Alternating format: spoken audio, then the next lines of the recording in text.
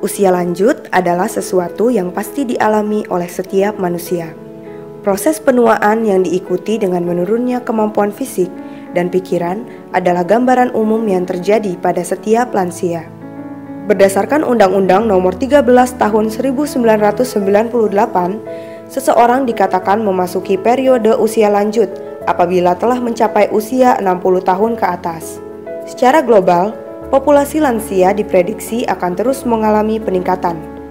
Indonesia termasuk 5 besar negara dengan jumlah penduduk lansia terbanyak di dunia. Pada tahun 2010, jumlah lansia di Indonesia mencapai 18,1 juta jiwa. Semakin meningkatnya jumlah lansia di Indonesia dapat dimaknai sebagai keberhasilan pembangunan manusia dengan indikator bertambahnya usia harapan hidup. Permasalahan lansia tidak hanya sebatas produktivitas, tetapi juga menyangkut hal lain terkait aspek medis, psikologis, dan sosial. Namun, bukan berarti para lansia tidak memiliki potensi untuk berkarya. Usia lanjut tetap memungkinkan seseorang untuk bekerja memperoleh penghasilan. Banyak di antara mereka yang masih mau dan mampu untuk berkarya. Dompet Duafa melalui layanan kesehatan cuma-cuma berupaya memberdayakan para lansia dengan mendirikan Pos Sehat. Pos Sehat LKC Dompet Duafa tersebar di 52 titik di seluruh Indonesia. Pos Sehat menyediakan pelayanan kesehatan bagi para duafa dan lansia duafa dengan konsep pelayanan terpadu yang mencakup pelayanan promotif, preventif, kuratif, rehabilitatif. Para lansia yang bergabung dalam komunitas lansia Husnul Khotimah tergerak untuk memberikan pelayanan kemanusiaan terhadap para kaum duafa, baik pada bidang kesehatan, pendidikan, sosial ekonomi, dan spiritual.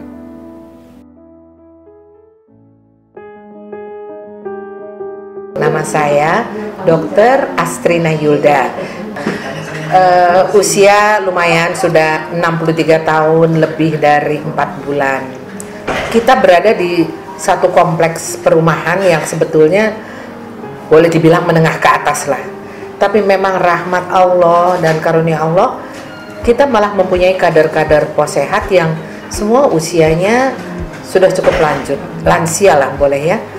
Itu memang sebelum adanya Pos Sehat ini memang diprakasai oleh adanya Ibu Susi, Ibu Is ya, yang sejak tahun 86 memang sudah melaksanakan pemeriksaan atau istilahnya seperti poliklinik atau pemeriksa baksos yang dia lakukan pribadi dengan ada beberapa ibu saja.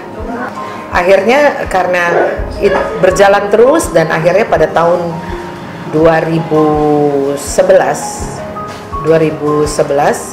berdirilah Pos Sehat Husnul Khotimah yang pada tahun 2017 ini berganti nama menjadi Pos Sehat Bindu PTM Husnul Khotimah. Kami senior citizen di sini rasanya haus akan kegiatan. Jadi kita di majelis taklim saja kita sudah ada pengajian tuh hampir seminggu 2 atau 3 kali. Ya kita belajar membaca Al-Quran, kita tafsir ya. Kemudian tiap Sabtu Minggu tuh kita sholat subuh berjamaah di masjid dan kita mendapat tausiah. Allahumma inna nas'aluka hubbaka wa hubba man ahabbaka. Nah itu dari kehidupan kita beragama atau rohani kita. Kita juga mempunyai kelompok-kelompok senam yang di bawah asuhan dari Persadia ya, Persatuan Diabetes Indonesia, yang memang sudah mau berjalan 3 tahun di sini. Tapi juga ada senam lain yang namanya Lintiangkung, itu kita juga ada, itu seminggu 3 kali. Jadi untuk senam kita cukup banyak, dan kita mempunyai lapangan yang ada basket untuk anak yang muda-muda ya, mungkin futsal. Jadi itu kegiatan senam kita. Lalu untuk kesehatan, kita memang melakukan pemberian kesehatan dan pengobatan untuk kaum duafa.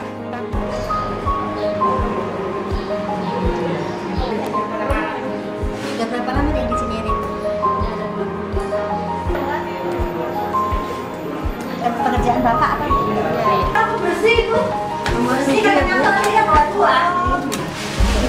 Obatnya ada 3 macam obatnya Bu ya. Yang ini untuk penghilang rasa sakit kepala dan Iya. Terima kasih ya Bu. Sekolah dasar Islam itu berdiri dan sudah 3 angkatan kalau saya nggak salah ya, 5 angkatan. Nah itu memang ada anak dari pemulung yang pakai gerobak itu, anak-anak tukang beca. Jadi anak-anak dari du'af yang sangat du'afa. Jadi itu adalah Allahnya kita di dunia.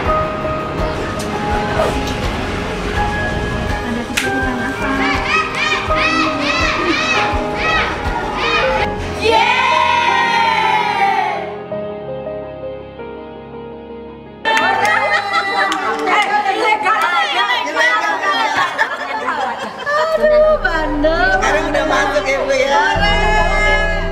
Nama saya Susilowati, tapi ibu-ibu biasanya memanggilnya Bu Is gitu. Kami selama ini kepada masyarakat sekitar, ya masyarakat kita kami umumkan bahwa Possehat mendirikan klinik untuk duafa untuk daerah Cinere dan daerah Pondok Jati. Kami sosialisasikan kepada mereka dan alhamdulillah responnya cukup bagus, dan pasien ini sekarang sudah 1.500 lebih sejak berdiri itu. Alhamdulillah Mbak, katanya sebaik-baik manusia adalah orang yang bermanfaat bagi orang lain. Dan Allah memberikan waktu luang buat saya karena anak-anak saya sudah mandiri di luar rumah, dan saya dengan suami juga alhamdulillah suami masih berkarya. Saya manfaatkan waktu ini untuk berbagi kepada sesama semampu saya.